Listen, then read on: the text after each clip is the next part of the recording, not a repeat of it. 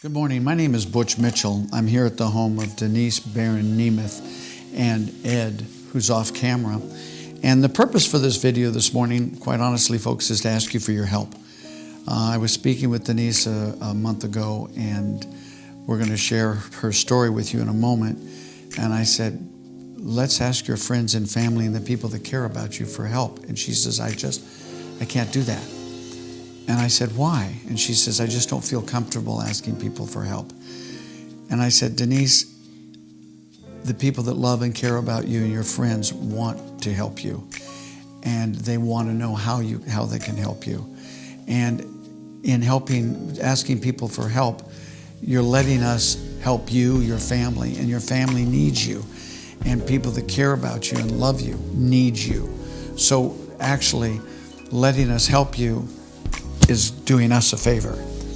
So with that said, we want to get into the story. I'm sure some of you are familiar with the story that Denise and Ed have gone through over the last few years, but I saw Denise in the hospital when she was there for Ed, and I said, and she is supporting Ed as he was going through all the things that he was dealing with, and I saw her in the hospital and she was having trouble walking.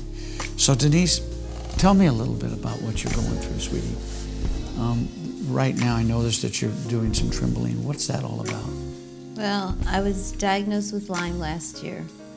And from the Lyme, I had about 20 different symptoms. And I went on medications, and I went through the typical medical regime of doing antibiotics for 8 months. And I got rid of about 16 of my 20 symptoms, and I'm down to 4, which is the tremors. I said I can't walk, and then I have high anxiety, which really is not befitting to a meeting planner to have anxiety. And then I have, what's my fourth one? Fourth symptom is forgetfulness. Yeah, there you go. Can't remember. Anyways, so what it is it's neurological Lyme is what they're terming it. But now the recent finding is it could possibly be mold toxicity. And so... Say that again, it might be what? Mold toxicity. Oh, okay. Where I have a high allergic reaction to molds because the sensitivity of the Lyme has ruined my immune system, which is typically what Lyme does. Okay. It's an immune system reaction. So right now, I haven't been able to get these 4 symptoms resolved. I could mask it and take, Parkinson's drugs, but that doesn't get rid of the symptoms completely. So I'm trying to find alternate solutions, and I have a clinic in Florida that I'd like to go to that can correct all these issues that I have. So the clinic in Florida, how does insurance play a role in that? Unfortunately, insurance doesn't cover that. I have medical insurance, and none of it covers that. It's all out of pocket. Most of all the Lyme doctors I've gone to see are out of pocket. The medical insurance, I went to infectious disease doctors through my insurance policy. I went to a neurologist, been to general practitioners. Actually, they sent me to a psychiatrist because they thought that I was mentally unstable, because they thought it was all in my head that I was making up all these symptoms. So that was quite amusing. And so they resolved that. One said, oh, you're stressed out, do yoga. And I'm like, I've been doing yoga for 2 years, this isn't working. It was quite comical. But anyways, no, my insurance won't cover the treatments that I want to go for. So I'm going to need to find ways to get that funding together, which I just don't have the money right now. So that's what this is about, right? Right. And there's going to be a link or some information at the end of this video where you'll be able to go in and make a donation on behalf of Denise. But I wanted to get out there on the table what we're asking for this morning. But I also wanted to for you to share some of the stories. There was one story that you guys shared with me this morning that was quite humorous. It was when Ed was in the hospital. You might want to share a little bit with what Ed was going through. Well, probably all of you know by now that Ed, as on July 27th at 9:30 at night, I had to rush him to the hospital because he couldn't breathe.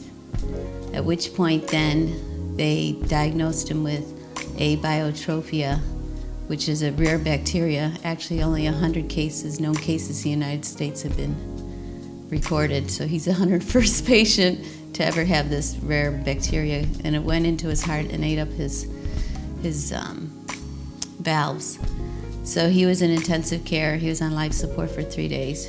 And during that time with my Lyme, and you could see the high anxiety, like right now I'm shaking just talking about this. What happens is that I would cripple up. My body would just tense up and I couldn't do anything. I called for the elevator came, and I would scuffle in. Anyone who remembers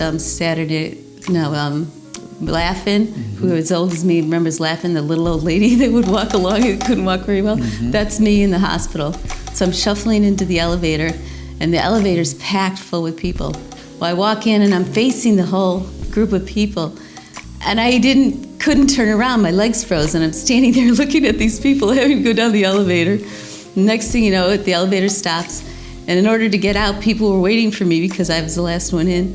I couldn't turn around, so I had to back out of the elevator. And they're all looking at me like, what the hell's wrong with you? You should be in the hospital. So anyways, it's been quite a journey, and my inabilities really harm what I can do with life.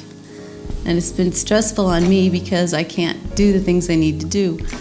Especially, I have a handicapped daughter, which all of you know, and she's a quadriplegic, nonverbal, and she needs my care. I can't lift her, I can't change her, I can't feed her, I can't do anything for her. And I said, now Ed's in the same situation. He can't do anything because he had open heart surgery. So you have these two parents who are both disabled, dealing with a child who's disabled that we can't take care of. And I said, it's really disheartening. It's like, more as I say it, it's really pathetic, because what are we to do? We can't do anything. So I have to hire people, and then there he goes, the finances out the door, because I have to hire people to do everything for me. I've been real blessed that I have a really phenomenal group of friends here in my life that have helped me. The church has helped out. They bring us food. While Ed was in the hospital for the past 3 months, they brought us dinner 3 times a week, which has been wonderful. They had to have people come over and help walk Rebecca around the block, because I can't walk her around the block. And Ed can't push her around the block now either because of his heart condition. So it's been really, really, really, really trying that I can't take care of what I need to do in life. I can't take care of my family, and that's the most important thing to me. That's what this video is about, is asking you for help. I told Michelle, my wife, that we were on our way to do this video this morning, and before I leave here, I'm giving you a check for $500 to start it off. Thanks so much. You've always been there for so many people, and it's time for us to be there for her and for Ed. Thank you very much for listening. Bye-bye.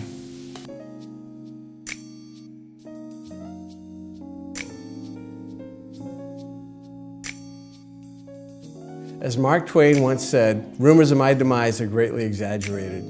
Hi, I'm Ed, Denise's husband, and I just want to let you know what she did for me last summer. She saved my life twice, even though it greatly injured her health. When I was in the hospital, in the first hospital with congestive heart failure, infection of my heart, she fought with the hospital to get a cardiologist to look at me, which they didn't succeed in doing. When that didn't happen, she worked a miracle, and within an hour had me moved to another hospital that specialized in cardiology. The doctor did all the tests, and when the tests were done, told us that I needed heart surgery, replace a lot of valves, and that I had a 20% chance of survival. And Denise just stood there stoically to help me. After that, things went downhill. The first time she saved my life was moving me from the first hospital to the second hospital, because I would have died there, literally. The second time was I was struggling in the second hospital, Mercy General, and the nurses were not paying attention to my symptoms. Denise took a video and went to the heart surgeon and showed the heart surgeon my struggles. And instead of waiting a week and a half to kill the bacteria for the heart surgery, he said, "Oh my God, we have to do surgery tomorrow morning because he's going to die." And Denise did this. When I got out of the surgery, I left on life support. Denise spent 24/7 with me while taking care of the house, while taking care of the kids, while taking care of Rebecca, and she took care of me, sitting in a chair, sleeping in a chair next to my bed. All of this weighed heavily on her during the couple months that I was away from home, where she had to take care of all the things at home, including replacing a broken air conditioner, taking care of the insurance problems from a tree that fell on a house, and yes, there's more. But Denise did all this to take care of me, and it greatly injured her health during the time. She couldn't do all the things that were required to help herself, and the stress with taking care of me was tremendous. So just to remind you who Denise is and what she does, that's my wife, Denise. I love you, dear. Thank you.